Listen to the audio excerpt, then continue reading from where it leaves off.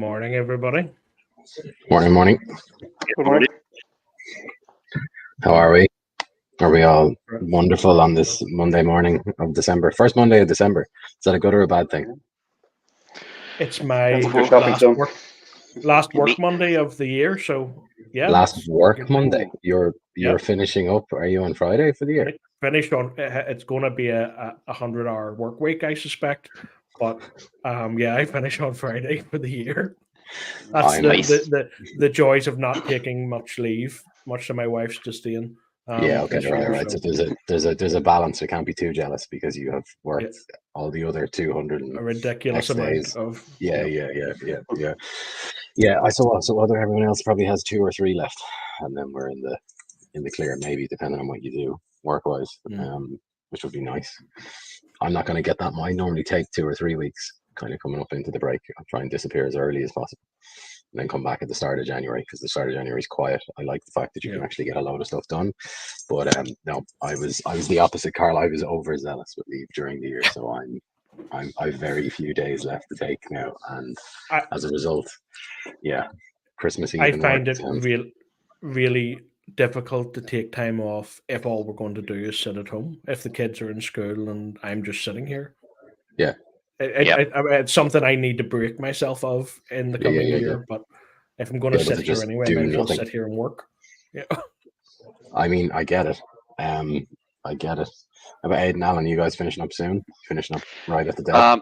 I've been taking a bunch of days off, some personal leave stuff. The last few weeks, I've been out more than I've been in, and I'm taking 2 days off before Christmas, and then that'll be it.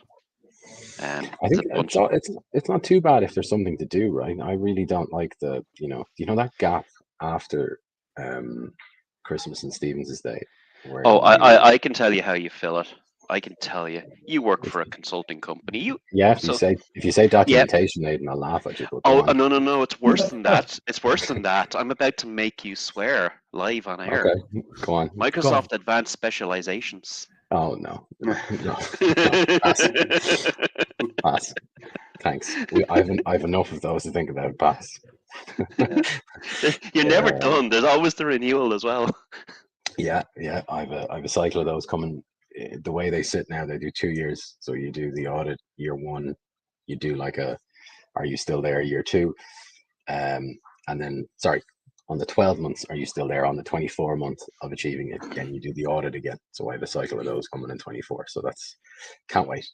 Yeah, Module A has changed a lot since I was involved in the last cycle. So we're doing a lot of documentation and pulling things all over the place. We only did one of those. When did we have to do a Module A?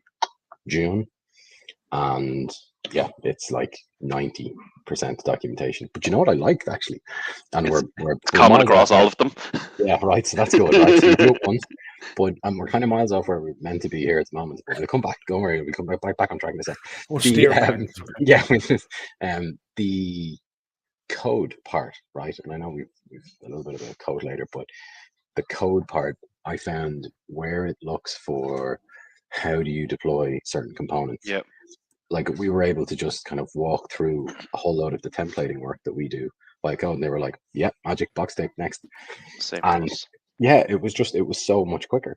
To the point where there were elements that weren't code, or there were elements that couldn't be code, right? Think of like when you're trying to talk about a process and how slow it is to explain that to someone, coming in, even no matter what way you structure it, to kind of bring them on the journey and process, you're still like, okay, we're 15 minutes into this, and you're just, you're just getting where we start here now, and then we go into this. The code part was just so much more straightforward. Now, I'll be maybe pessimistic or a bit mean and say I don't know how much the auditors understand. So like if I presented a JSON file and said this builds, an enterprise scale landing zone, does a whole load of other stuff, or a PowerShell file, or a HTML file or something, would they be able to go, I don't think it does. Like I don't know how skilled they are to be able to pick something apart. Like it's not like me putting the code in front of you guys and saying, this I promise this HTML file builds an Azure environment. But I do like the fact that you can kind of be a little bit quicker by showing your work, right? If we all remember junior cert maths, show your work. I suspect, Joe, that if you just downloaded some random Ansible from GitHub and said it's this, this, and this, they'd take your word for it. Maybe. Anyway, let's pull this back on. Yeah, on track. So, first up, a reminder of everybody that there is the Just Giving page for the Festive Tech calendar for the lads. So that has been organized by the guys running the event. Please donate if you can.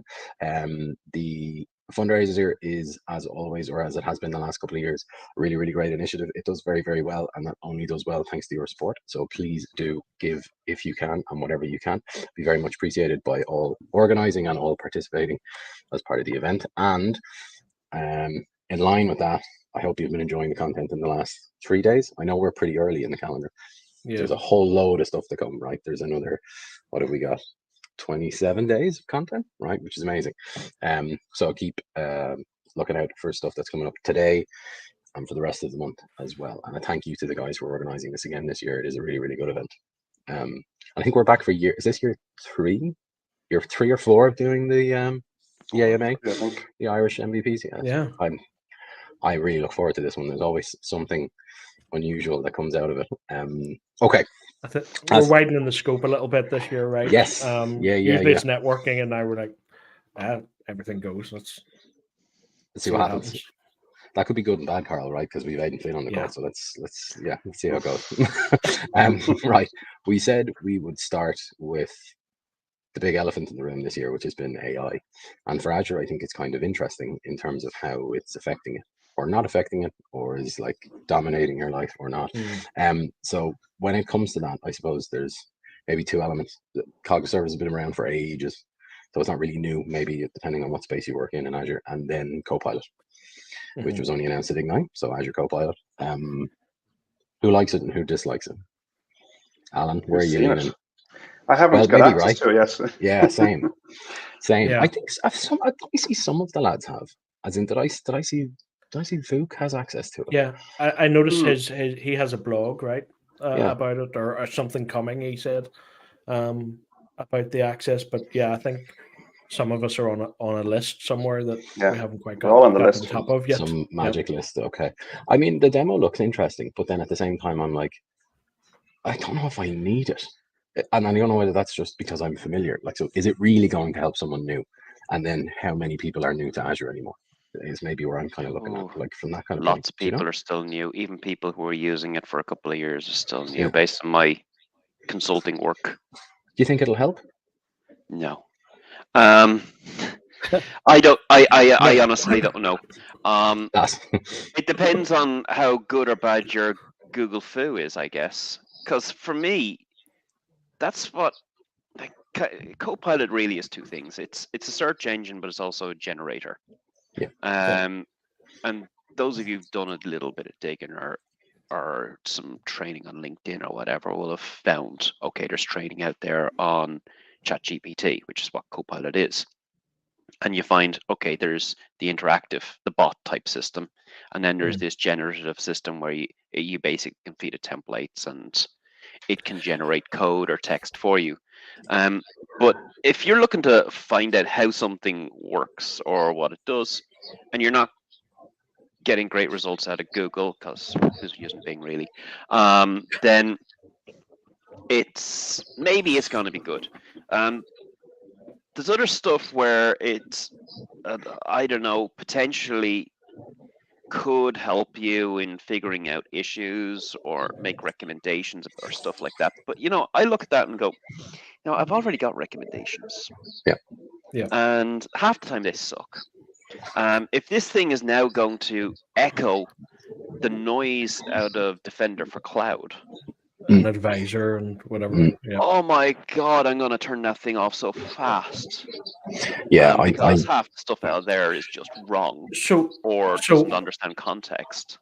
Yeah. Specifically around Copilot for Azure, do you think? Yeah. And we have another topic next about AI and the future of the consultant, so there might be a bit of overlap here.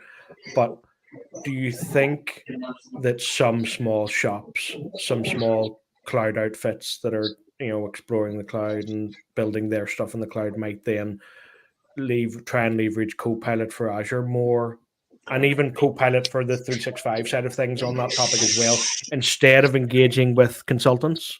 That's a good question for Alan, actually, because he's dealing in that market. Yeah, it's a difficult one. I'm not sure yet. I think the big issue with Copilot for 365 is people won't actually use it unless they're shown how to use it, given some real useful case examples of here's how you can make your job easier, here's how you can be more efficient at things. So I think there's going to be a real training aspect to it. Workshops will be required. I think we've enabled this for all of your accounts now. Here's how you use it. Here's some examples. Here's some use cases. Costs extra money, right? Yeah, I think it's $30 per user per month. And 300 users minimum purchase. For the moment, which is listen, for Copilot, for M365 Copilot. For small, medium business, that's a significant cost, right? It's huge. I mean, it could be, it's definitely going to be, it's going to be more than your M365 SKU. Yeah, and you have to question, is this thing going to be so productive that it's going to be worth that sort of cost? Oh. And that's a big question. And right now, it's limited to enterprise agreements and a minimum purchase of 300 users. So that's two blockers right there for small, medium enterprise. Mm-hmm. And even if they opened up to CSP, because of the compute intensity of ChatGPT, it's going to be interesting to see how and if they can make this available to small, medium enterprise. They may have to limit the daily tokens and do some sort of multi-tenant solution on this, which then could lead to compliance issues because, my Copilot tenant is also your one. And maybe it's learning my document stuff and your document stuff. So there could be maybe it's memory giving me sandbox. answers. Yeah, there could be memory sandbox issues. Yeah. So if it is learning, it could be skewed by what it's learning from yours. It may not share your information with me, but maybe it gets skewed. So who knows really with small, medium enterprise if this thing is going to be available, and if it is it going to work? Is it going to be the same? And Alan's point about the training, like if you think about the one market that's not good at training, it's probably small, medium enterprise. And that prompt engineering, because that's what it is, it's prompt engineering. If anyone's not understood that yet, go onto bing.com/create and tell it that you want to create a picture. Just a very brief description. Then start adding detail to that description, saying, okay, I want an old house, I want some birds, I want some snow, I want some sunset, and watch how your prompt engineers that result. And it really requires an understanding of what it is you're trying to do, what it is you're trying to solve, what the problem is, to be able to create the prompt. And if that's what it's going to require in Azure, then you're going to have some basics of Azure to begin with. So it's not going to be, I can take this and learn Azure from nothing. Yeah, like, I mean, if you go give me a bicep file that creates a storage account, we all know that that's going to give you not a very good storage account. That's going to raise a whole load of red flags, right? So you're going to need to tell it everything else that goes with it. And if you're already doing that, or you already know you need to do that, why would you? What is Copilot then? Yeah. So, I mean, we're talking about prompt engineering, and that's something I've been thinking about for a while. And, going back to your Google food comment, Aidan, I encourage new consultants and new people to the cloud, new people to tech in general, to learn how to search for, assess, curate information using search engines, because none of us can know everything. So you're going to need to know how and where to find information. So prompt engineering sounds like it's just an extension of good Google search engine skills, right? It's natural language version of it. Yeah. So it should be easier if you were able to give a more description, more precise description of what it is you're after or you're trying to solve. But then you think about it. We see it in various different conversations. There could be things where this is able to operate at scale. So you could say, right, have a look at my tenant. Maybe I have a lot of subscriptions and I have a lot of resources, and I don't want to write a graph query to figure out a simple thing. Just tell me. Maybe it's going to be good at that sort of work. Just tell me when this happens. Create an alert for me when this happens across my environment, and it goes. I mean, that would be nice. I mean, I'd love to see it be able to, for example, create. Because if you start with a whole lot of resources on Azure Monitor, blank, you've got to build up whatever your resource alerts are, etc. Right? So, can you write the KQL for me? Because no one can. Yeah. How many times have we all ended up down a rabbit hole looking for one, whatever it is, parameter switch or join context or something for a KQL query that makes it go from spitting out 0 or that red error text to, oh, here's my neat results. I think that would be a jump. But I mean, I was thinking about it from a cost perspective, right? So, give me my most expensive resources, give me cost trends and everything else. And then I realized that that's kind of already coming to cost management because they've introduced components of it with anomalies and all this kind of other stuff. And I was like, well, okay, that's kind of redundant then. And I just keep going back to the, hang on, I need to know too much to make use of this thing that it's actually useful. So I think I need hands-on time to really kind of make a decision on. I'll tell you, is there a price? I'll tell you, lads, I am refusing to get too excited about it, speaking of price, because I have the bad, sneaky feeling, because you mentioned something that really gets me angry, which is cost management. Yeah. And I have a funny feeling that what I'm about to say gets you angry too, Joe. And probably Alan.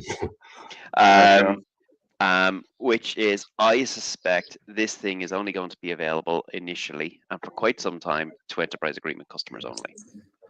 So Azure Copilot. I don't think CSP customers are going to get this, or retail customers are going to get this in the foreseeable future.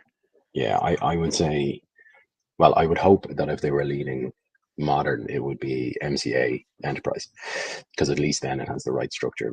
The enterprise agreement ones are disappearing kind of quickly, but the frustration with the tiered launches is, you're correct, it's right up there, right? And it doesn't help when you have the likes of cost management who actually have never heard of CSP.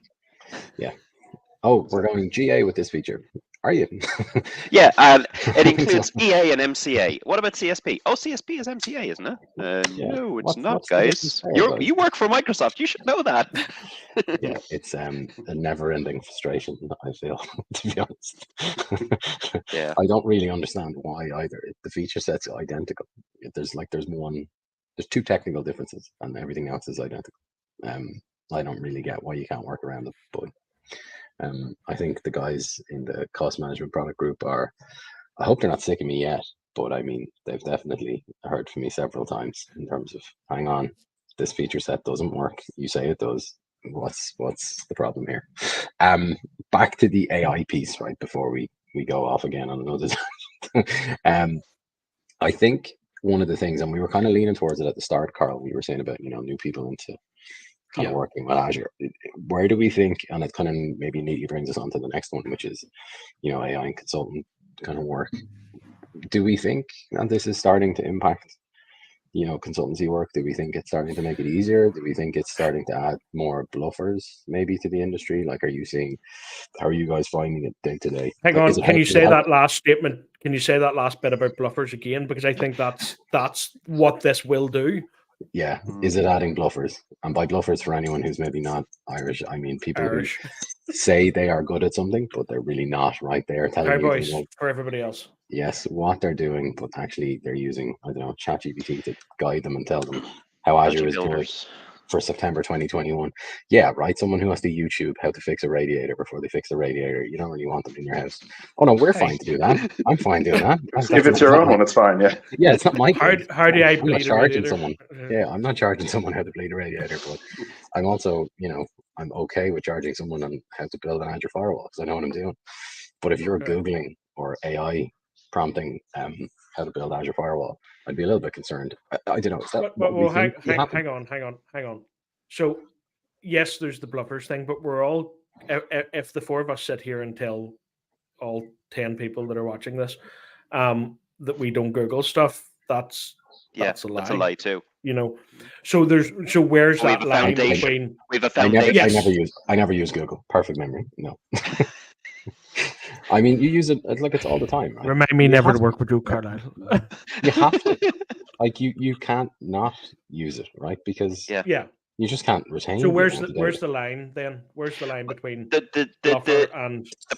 I think that the trick is for those of us who are kind of infrastructure type of people. There's an infrastructure element to this, and you'll find that even in the data stuff. Like I've done some stuff recently, talking to customers about data and stuff, and I was coming completely from the infrastructure side of things, worrying about performance and health and compliance and security and stuff like that.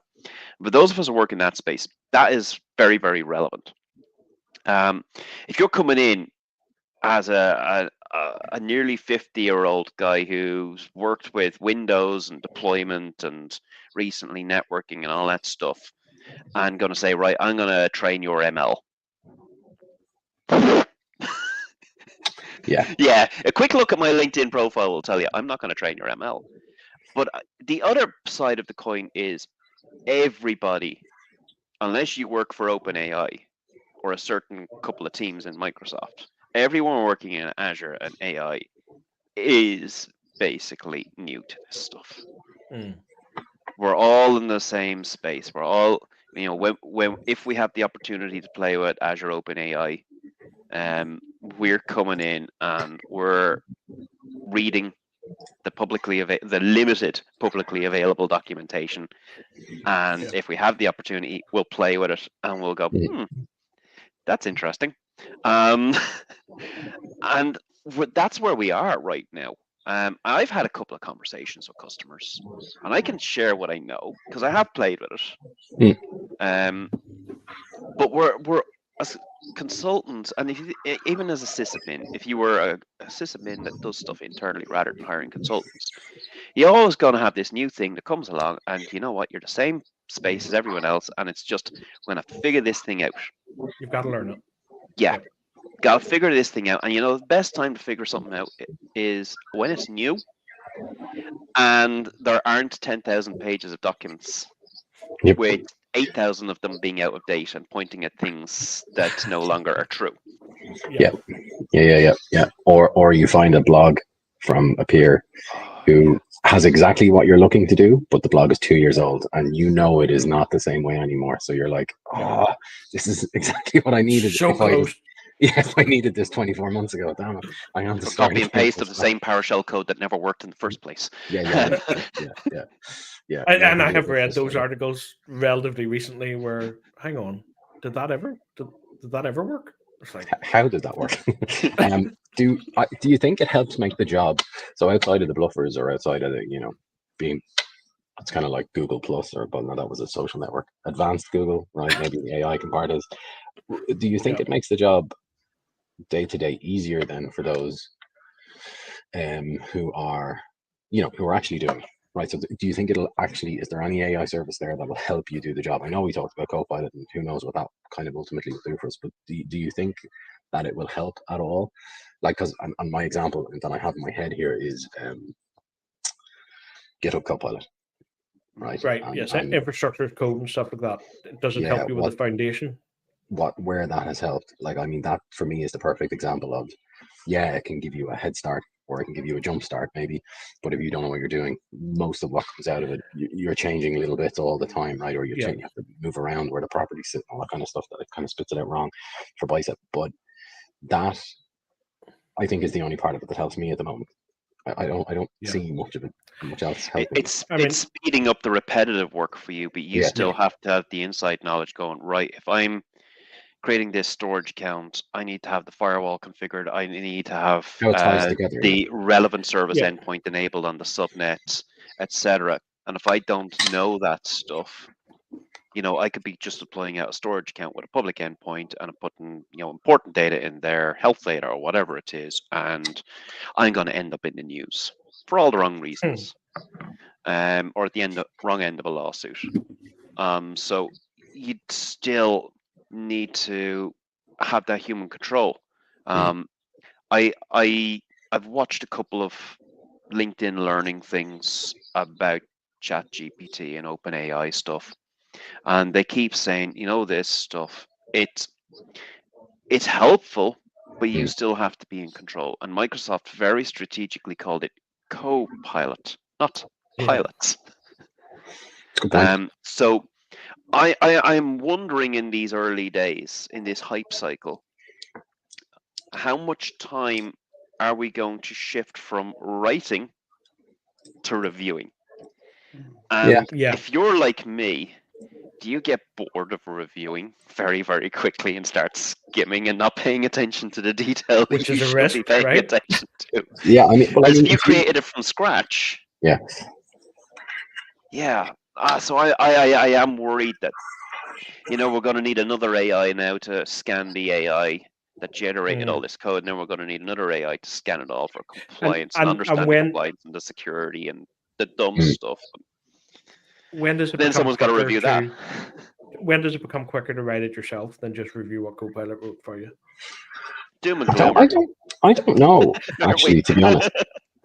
Because I mean, I find sometimes, like, that if you're familiar with using it, but as you're typing and it's prompting stuff, sometimes it's more of a distraction. And I'm like, you know what, stop doing that. I don't mind when it gives me a big chunk. So if I, comment and say, a storage account, or again, something simple, a network interface, and it goes, blah, here's the resource and the basics. Fine, I can take that, fill in the bits I need and move on. But prompt line by line, I find it kind of interfering more than anything else. And I find there is a point, I think, where you're kind of going, I don't need you to be doing this, I know this. But I think maybe it's the large scale stuff, or because I don't believe it's good at the very, very complex stuff. Where you have to figure it out. You need to actually have it in your brain to understand, which is what the interconnects or dependencies are and all that kind of other stuff. I don't think it has that level of intelligence or dependency analytics. But for the spit this out for me, spit that out for me, spit this out for me, I think maybe there's a productivity boost there. I know the numbers are outrageous. I think if you look at the Copilot numbers for GitHub, the productivity boosts are they 40 or 60% or something like that that's advertised. And I know they're, as I said, advertised, but there has to be some data behind that to say it publicly. So I mean, that's impressive.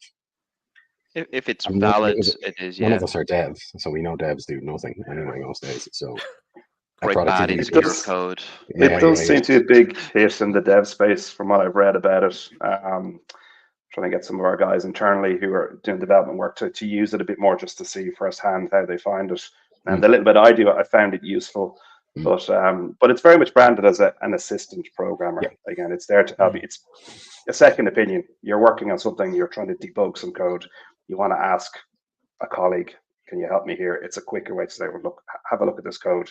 Where am I going wrong here? Or where's the bug in this? But you have to give it context again. And sometimes it will even ask you, I need to know what that's referencing, and you have to kind of paste it in or point it to it. So there's work involved. But again, for big complex programs, I think, and applications, I think it could be very useful. For small snippets of code, might give you a pointer, but again, it's probably something you could Google anyway, so it might be slightly more efficient. Let me drag this back to Azure for a second. So I said earlier I was playing with Azure OpenAI, and one of the things I decided to do while I was sitting waiting for my tires to be replaced, I decided to download house sale information from Ireland. Always an interesting topic of conversation locally. And price index. Okay. How much houses sold for, or an apartment sold for, because it's publicly available. It's a simple, spreadsheet, line by line, what each property sold for, brief description, the address, and stuff like that. And took that, managed to figure out how to get it into OpenAI, because that's a bit of an ordeal. You can't just give it a big, massive wad of data and say, here you go. You've got to give it little teeny tiny chunks. It's good at consuming lots of teeny tiny chunks of data. So a bit of manipulation work that had to be done there, get the data into it. I started asking it questions. And this thing, you realize that artificial intelligence is good at handling and searching large amounts of data, but it has no context. And that's what brought me up. I think it was Joe said the word context, or maybe it was Alan, sorry. It's like, this thing doesn't understand what it's reading. It has no intelligence to it, really. It's very good. If you look into how this stuff works, it basically assigns a number to every word, and there's all sorts of measurements about those numbers, and it uses that to basically correlate and search. That's what it is. There's no actual understanding. And I was like, okay, tell me what was the most expensive property. And it's like, I It's funny you go through this, right? Because I did a couple of basic Python demos for OpenAI, right, with internally and with some clients where rough, like embarrassing to publish Python, right? But it does what it's meant to do, which is essentially interact with the API. And I had one for SQL tables, and if you build an Azure SQL database in the portal or whatever, there is a sample database you can use. Yeah. Or sample, I can't remember what it's called now, but it's from one of the Microsoft divisions. Yeah, it's Contasso, and it's a whole load of data's in there, like everything else. So it's very, very handy for something like this. Spin it up, basic tier, and then you point your OpenAI at it, right, with Python. It hadn't a clue. And I mean, I was using a Python library for SQL ingestion, right? So it brings the table in as a table. It knows that it has a relative structure, and it knows what it is, right? And the ask was very straightforward. Something like that: give me the most expensive product, or give me the customer who ordered the most products. Average or something, or right. five. That's a join of two tables. And what it would do, you'd run it in verbose, right? So it would spit out the outputs. I might actually stick this up my GitHub just so someone else can believe me with this. It runs the outputs, right, in verbose, so you can see it figure out its logic. So it goes, okay, I'm going to have to get all the products. I'm going to have to get their prices. That looks like these two columns. I'm going to have to get all the customers and their ID. That looks like these two columns. And I can join those later and then come back and say, customer this, product this, right? And it would kind of do it, as in, I would say 3, maybe 4 times out of 5, it might get it close. It wasn't right, but it was close. But then the part that was worrying me, and I had the parameters set correctly, right? So no creativity. Don't be creative here. I'm looking for you to basically do an input-output job. It would then, for some reason, add another query and go, the average price of product Y was this. And I'd go, where have you got that from? I didn't ask for that. Why has that been done? And it's chewing up tokens doing it because it's ingesting a table to spit this out. And I go, hang on a second. Where's, everyone is going, oh, Skynet. That's all this is. And all of a sudden it spits back something it wasn't asked for. And I'm kind of going, hang on a second. Your top P and everything, there's no creativity here. Where have you got that from? Which was a little bit frustrating. What I did like on the demo stuff that I did was the document summary stuff. I really like that because some of the documents that you might end up with are nonsense, and that's really useful for some. Is the ability someone sends you a really long document or a very long email, and you say, here, summarize this for me, will you please? Or give me the top 5 points from this. I found that to be quite accurate, and I don't know whether that's because it's the ability to ingest and output language. Yeah, that's what it's good at. Yeah, as opposed to maybe data or something a little bit more specific. That's what I found. Yeah, the summarization thing was really good, but the SQL queries maybe not so much. But then I was thinking, hang on, is this what it's for? Is this just this isn't a real proper use case, right? Because we mentioned earlier on about Azure, all of these mature cognitive services. I think they're all called Azure AI services now, where we should be using something that's a bit more specific for the task. So why are we trying to do generative AI against an SQL database when the model is going to be messy anyway? I think you mentioned ML earlier, Aidan, right?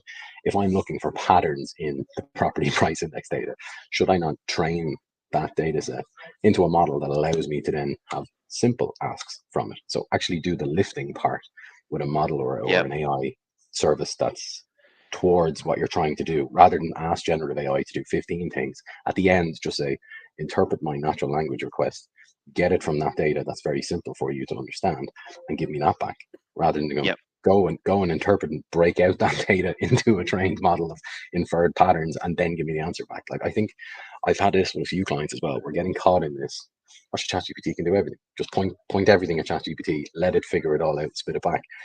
There's an outside chance maybe you can do it, but geez, the token cost for that alone is going to be crazy, and the output and what it's good at is telling you what's in the data, not understanding and interpreting the data. Like you said, if there's a document, it can summarize that really well for you. So in the example I was trying to work on, what I needed was something like an ML that would come in, look at the data, figure out the patterns, and then add raw content. No, not raw content, but prepared content with information about averages, top this, top that, lowest this, lowest that. That OpenAI could then ingest and learn, and then could be queried about. Because a lot of the queries I was asking, it basically came back and said, that information is not in your data. And I was like, but it kind of is, because if I had this open in Excel, I could actually figure that out. But it's just ChatGPT isn't a figure it out engine. It's a, let me see the amount of text you've got, and I can interpret the text and come back with it in a summarized form. Or I can regurgitate it or something like that. Or if you give me a format, I can present it in that format. Yeah, I think, well, sorry, actually, to round out the consultant part, right, because just conscious of time as well. None of us are concerned that this is a job replacer for us, right? This thing is not going to... Yet. Yeah, because I think that's a concern for some people, right? When Skynet takes over, maybe. But at the moment, if Skynet's going to nuke something, it'll be Mars. Yeah, it's not good at numbers. I think when Skynet takes over, we'll have other stuff to worry about, right? Sorry, Joe. See that phrase, other stuff to worry about. It's the same when someone says, "So what happens if North Europe goes down?" I'm like, "That you see, lads, hang on, there'll be loads. There'll be a much bigger problem." These are your concerns, we'll have much bigger problems. Yeah. Calm down, it'll be fine. You won't be worried about what else is coming up. Right, let's move on to before we get completely into disaster kind of concepts. What have we got next? Default outbound access. Speaking of disasters. Yes. We're like on top. On say the top 10 changes.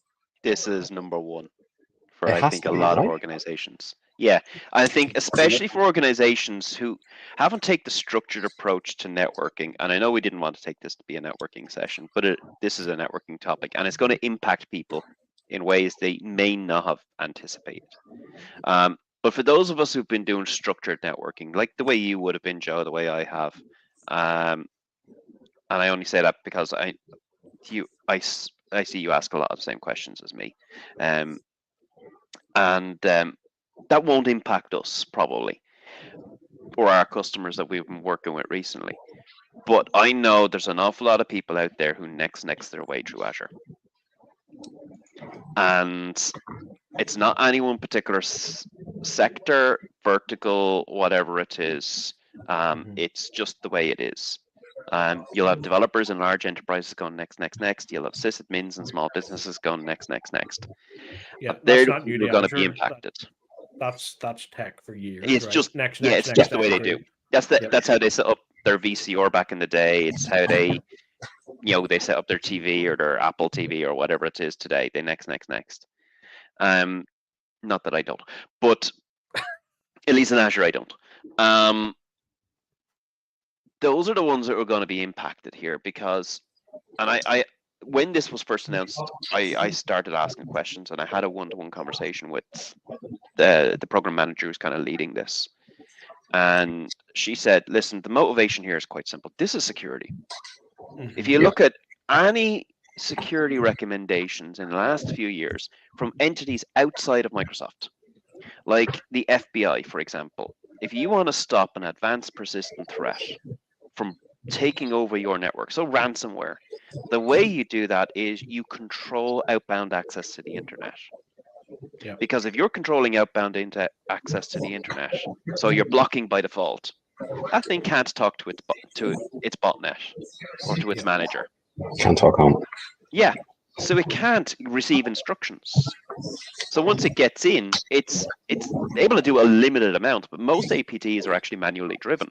That's how they sneak around your network. They're not a fully automated process like they were in the early days, and because that generates noise that SIEM solutions can find. These things are manually driven. Find the valuable assets, sneak around, start encrypting, backups and stuff like that, and then start spreading out. Of course, steal all the information so it can be sold in the darknet, whether you pay or not. So taking control of that outbound access was the primary motivation. This is not a money-making exercise for Azure, for Microsoft. This is probably going to generate more heat and flack for them and support calls than they'll make revenue on. I'm conscious, right, as you're talking there, that maybe we jumped straight into it because we all know what it is. Karl, you stuck this on the list. Do you want to just give a brief of what the current situation is and what the change is? So maybe it makes a bit more context or maybe more sense about why this is good, bad, or indifferent. So in the slightly old world, and when you're running stuff in Azure in a network, you didn't have to assign it a public IP address or a NAT gateway or whatever for it to get internet access, right? The default outbound access would have just routed its way through the Azure networks and out through a semi-random public IP address, right? So moving forward, the retiring of default outbound access means that you must have a public IP address on your resource, or you must have a NAT gateway, or a route table to a firewall or whatever, just to be able to be getting internet access. So that's the default allowing of internet access for resources inside of a subnet with no further configuration is gone, or will be gone. You know what I find the most surprising about this? Since ARM was introduced, so 7 years, 8 years, give or take, that this still surprises people that default outbound is full internet when you build a VM. Yep. And I would say it's pretty rare to come across an environment that has 0 VMs. It might be the primary compute, but there's nearly always some somewhere. And the fact that this is still such a client who's maybe not using a whole lot of Azure, or someone who's not 100% familiar with it all day, every day, and they're like, oh no, it's fine, sure, I didn't give it internet access, or I didn't give it a public IP, and you're like, nah, doesn't do it. It's full internet, you can do it at once. The fact that was still like not widely known, and I don't know, is that like a documentation issue? Is that I don't know, like that still surprises me that people don't know that it has full internet. Because it's an assumption thing. Yeah, I mean, it's an assumption thing, and people have learned the laws of physics of the physical network. Yeah. But they don't realize the laws of physics in a software-defined network are different. Yeah, I think that's where some of the challenges, where they're kind of like, well, it doesn't do it on-prem. And I'm like, how's that relevant? We're not on-prem. It's taking your assumptions into the cloud, and that's what this is combating, right? I mean, you said it, Aidan. This is security. I mean, what's the preference? So, like, maybe it is security, maybe that's not a cost play, right? But for you guys, what would be your preference, right? So you come in now, you have to give it a default method, or you have to give it a method, because maybe your environment is complex enough to require a few. What would be your chosen outbound access method? They're probably all very similar, but I mean, I would hope so. My preference will always be a route one way or another, because there's different ways of doing a route. But a default route to quad 0.0.0.0.0/0, for those of us who don't use the insider language, with an X-top of virtual appliance, which is the private IP address of a firewall. And that firewall then has a public IP address and can egress securely to the internet. And it blocks everything by default. Yep. Simply throwing a NAT gateway on your VNet doesn't actually solve the security problem. It just gets around the fact that now you've got new default outbound access because you throw a NAT gateway in there. And there's an interesting gotcha with that NAT gateway. If you've done your AS 700 exam, you probably realize about a third of it isn't a NAT gateway. And there's a nasty scenario it throws at you straight from the Learn documentation, which is NAT gateway across multiple availability zones. Because NAT gateway is not zonal. It is zonal. It is zonal. Multi-zone. It's not zone resilient. So if you are using 3 availability zones, you have to have 3 NAT gateways. Which I don't even think you could do, right? Because your virtual network is zone now resilient. You need multiple subnets. Because you can only attach one per subnet, right? So I would love to see it be a bit more. Like, I don't think it needs to be a standalone resource. I think I blogged about that before, or something, maybe for back to school. I don't see it being. I don't know why it's a standalone resource.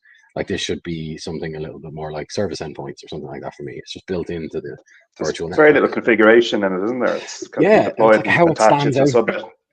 Turn it on, give it some IP addresses, and attach it, and that's it. And then I think it adds more confusion to, say, Azure Firewall, that you can tie them together to help with SNAT scale. And I'm kind of going, I don't really like this. I really want to see this all just fixed in one way, shape, or form, which is like, I will turn on the NAT gateway feature for subnets as I need to, and it'll just be exactly the same level of resiliency as a virtual network based on the PIP. So the PIP should be zone resilient, which standard pips can be, Yeah. right? And then with Azure Firewall, it shouldn't be a thing you can add into it. It should be another feature you can turn on there, and that fixes your outbound default for Azure Firewall as well. It's kind of, I'm like, why is the stuff over here buzzing about? Just shove it into the stuff that makes sense and fix the other small problems. Like it's like, where did I run into it recently that I didn't like it?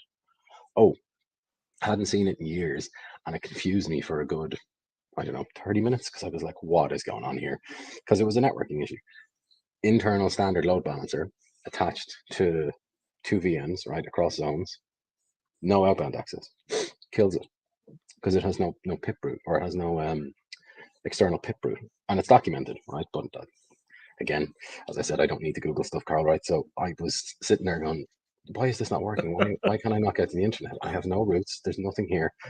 And you know, when it's a network issue, you're like, it's Azure. Azure's the problem here, not me. Something weird is happening. Yeah. I'll just delete it all and build it again. And then I discovered this outbound, and it was like, attach a NAT gateway to the subnet that your VMs are in to facilitate outbound. And I was going, here we go again, buzzing around over here somewhere for a solution when it should be a little bit more straightforward. And that was just it was a weird kind of UAT environment, right? So that's why there was no actual core default outbound. But it was I find it a bit funny. So I'm glad none of us were like, that gateway is the solution. Almost nodding along to get it over here somewhere. It's useful when it's required, but A, it's not always required, and B, it doesn't actually solve the problem that we're solving for by retiring default outbound access, right? No. For me, NAT gateway, I've never deployed it in production. It's a niche thing where there was a scenario I thought I was going to end up using it, and luckily enough, the developers were really good at making their outbound connections with their code, so I didn't have a port issue or a snap. I think I have it in one environment, and I can't remember what it's for. I think it's to do with I think it's Azure Firewall SNAP. And the firewall has 4 or 5 IPs, and that was an issue, I think. I see it a little bit when a customer doesn't want to pay for a firewall and they need a static IP to route out through. So rather than having IPs, not even basic. I know basic is more expensive, but they wouldn't even convince for that. No. Yeah. No, won't go for even it. Just a Linux VM doing SNAP, which is once you actually find the 3 commands you need, it's really good, and it's low cost. Like a B2 VM probably do. I mean, even a B1 would actually do it. It'd be better than a NAT gateway. I find the NAT gateway is a bit of a tricky beast. I wonder how many environments this is going to take down. You know, when they deprecate this, what's the date? The date is it the end of 24, or is it later again? 25 September 25, isn't it? Yeah. Like, is this going to be kind of like a D-Day? I'm trying to think of it. It does have that Y2K feel about it, doesn't it? Yeah, like and I have a funny feeling it's the biggest customers who are going to be affected. And you know what? I would almost put money down that some Azure service or some Office 365 service will go down because of this. I'd say there's a chance, right? Because I mean, we know when there's like a really broad change. I'm trying to think of an equivalent. Maybe the classic retirement, when they started retiring classic resources and kept pushing it out, and then they adopted them into ARM, even though they weren't meant to, and pushing it out again and stuff. There's one coming, actually, isn't there? There's one coming. Is it cloud service? Has that gone one coming soon, or I think at the start of January. But the basic IPs are going as well. Might be that. That's not happening. Yeah, maybe that might have been one of them as well. But I have a funny feeling that this is going to be one of those sort of chaotic. The bit I don't like about it is they've kind of the wording on it is like, existing VMs won't be affected, but they will at some point, because even if you deallocate a VM, it's never going to get it. It's never going to get an implicit IP address again. That's gone. Yeah, and even or if you restore from backup or whatever. You restore it from backup. You do a disaster recovery failover or failback. It's a new VM, and a lot of people aren't going to think of it that way. Yeah, and then the follow up is like eventually they're actually just going to turn this off completely. I think it could be more subtle, because are any of you familiar with how and when they allocate and deallocate the dynamic pips for the regions? Like if you have a VM, it's active 24/7. That's not a static IP on that.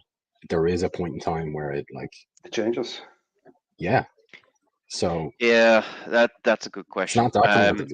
The other scenario where people are gonna get stung with this, and this is why I think the big guys, is VM scale sets. As those things grow, there's all new instances and go down again. Like what's the half the scale set works. You scale out, the rest of it doesn't. It scales back in, and who knows what. There's one of your weird networking problems, Joe. No, pass. The flips Again, someone says I'm using a scale set, I say it's your own fault. Sorry. Yeah, and then if the things across different availabilities, so there's so many variables in here, and you wonder, right? Have they thought of all the variables? And I know some of the people who are involved in this. I know they're bloody clever people. Like you ever get to sit and talk with these people face to face, whether it's Teams or whatever, you realize these people are smarter than I am. There's no doubt about that, but there's so many combinations of scenarios that they can't consider everything. And with all this software defined stuff, and you can give, there's going to be naysayers about the cloud out there. There's never going to be any pleasing them, and they're always going to be right about something. But even a blind squirrel can find a nut once in a while. I think there's going to be something happens, and it's going to generate a lot of headlines. The register is going to have a bit of fun with it, with some sarcastic headlines, and there'll be some X comments with people trying to become comedian of the day. I think it'll be. I do think it's going to be a sneaky issue, and I mean because it's so far away in terms of announcement. It's going to creep up on us, right? Yeah. So it's. I was going to say it's simultaneously it's not for 2 years, and then all of a sudden it's in 3 weeks. Whoops. Where is this even going to impact me? See, that's when you go to your Copilot for Azure and say, "Hey, Copilot for Azure, which of my VMs are affected by this?" What is a VM, Aidan? Yeah, I mean, it's going to be. Well, that's another good question. What is a VM? Well, everything's a VM. So, is the stuff in the platform also affected? Abstraction. I would presume there's going to be a whole load of. Maybe that's the timeline. Is that okay? All of that stuff that has compute underneath the hood, I'm trying to think of something that has a default. Everything has VMs. Absolutely everything, unless you're running on physical with some of the special SAP stuff or VMware. Say like a virtual network gateway. There's compute under the hood, or an app gateway, but that has a PIP if you give it one.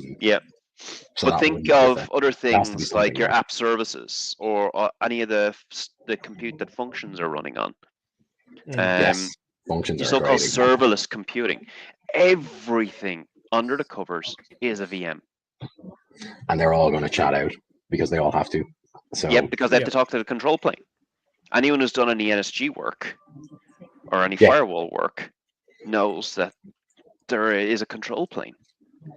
And these things have to be able to communicate to the control plane. Yeah. I mean, if we start now, maybe it'll be okay. Maybe. What have we got next on the list, Karl? Or do we want to jump to maybe... Do we want to grind gears, round out any questions? Yeah, I think we've got about 5 minutes and then I have a client call. So do you want to quickly chat about Ignite for a couple of minutes and then we'll do grinding your gears? Did anyone go? No. Anyone there in person? I don't remember seeing not even virtually because it was too busy. No, I have a bunch of stuff marked, but I read through the book of news, which I always kind of do first anyway. And then marketing book of news. Yeah, and then it's all AI. It was 95% AI. Do you know what? But that thing is written for the stock market. It's not. You know what I did like though? I did like that the feedback from people who went last year. So I couldn't go in person last year, and the feedback in comparison this year is positive. I think the progression is positive, is really, really important, because I really don't think we'll get the likes of Orlando back. Aidan, I know we've been there. I don't know, Karl or Alan, if you ever made it to one of those ones. No. Like the full week, 30,000-40,000 people wandering around the convention center with the biggest rooms you've ever seen in your life. I don't know if we get that back, but I'd really love to see the return of a 3-ish day in-person technical conference. I think the value is massive. Based on what I've heard, there is an internal battle to win the soul of Ignite back. Yeah. The problem is the focus of a lot of this public presence isn't you, me, or the customer. It's the stock value of the company. And there's also a lot of egos to be stroked. So there's vice presidents who want to talk about technical content that they manage. And they have overproduced videos that literally just show us headlines that we can see in our RSS feeds. Yeah. And it's like Karl said it earlier, the book of news was all AI. Who's that for? That's for the stock market. That's for the CFO to make her job easier. I like the banner. Sorry. I just quickly switched straight into it because it seems like we've now traversed into. I had one last thing for you though. If there was an Ignite, the tour or an Ignite local type of thing now post event, so either in UK, Ireland, somewhere in Europe, whatever, would you guys go? Would you go for the community, the networking element of it alone rather than the content? Would you be interested? The content has to be good. I think proper that's the problem. Stuff. Yeah. Okay. And well, unfortunately, we know Microsoft Ireland is not interested in anything to do with community. I'm sure in the next year or two, somebody's going to have a measurable or a KPI to engage with the MVPs, buy them a pizza, and tell them you're going to engage with them, and then never do. But I know there's other countries that do a really good job at engaging through community and sponsoring. You see that in the lowlands countries, for example. They're really good at engaging with the user groups. It's weird because the subs all get, in theory, the same budget, as in like nothing. Yeah, but for community. There's some of them who only care about their sales pipeline, not to it's talk about someone that's very close to, or used to be close to your old office. It's annoying, to be honest, because I mean we see that value across the board. In terms of grinding gears, does anyone, Al, do you have anything that's kind of bugging you on Azure lately? Call it out. Be mean. Not so much on Azure, I'd say. I've seen a hell of a lot of customers lock themselves out of tenants recently by trying to be more secure and apply zero trust and conditional access policies and do things like turn on phishing resistant MFA and then, I forgot to actually set it up first before I enabled that policy. So, just people not thinking things through properly and testing things before they turn on and not having break glass accounts, and, the basics. Azure-wise, Azure-wise, the stuff we spoke about before, some of that stuff still hasn't come. Been able to troubleshoot paths, network resources, and things like that. I've been asking for a while, but we won't go down that road. It'll take too long. Karl? VNet flow logs may help. Yeah, so, and I need to drop in a second, but the usual one we have each year is being able to select the public IP address for outbound traffic through your firewall. I don't know. I don't get that one. I don't know. Not that I don't get you saying it. I just don't get why it's not done. I mean, the enterprise firewalls can do it, so I mean, anything can do it. A standard load balancer can do it. Yeah. Like and that's what's under the hood. I mean, if you go talk to people, right, that's what's doing a whole lot of that work. It's that one really bugs me. That I just don't understand where it is in the roadmap and why it keeps dropping down in terms of priority. It's the anger I can see, I can sense it. Just boils up. It's like, just do this, will you please? It'll take you 10 minutes. Right, we have to leave there because of time. Can you put that Just Giving link up, Karl, again? Just to remind those that are still here, if you can donate whatever you can, much appreciated. And thanks again to the guys for organizing Festive Tech. Thanks to my fellow peers for doing another AMA this year. That was fantastic. As always, like I said, few tangents, but I think we kind of half kept it on track. But yeah, make sure you're watching the rest of the content for the rest of the month, and hopefully I'll talk to all of you soon. Maybe. See you later. Yeah. See you guys. Bye all. Have a good day.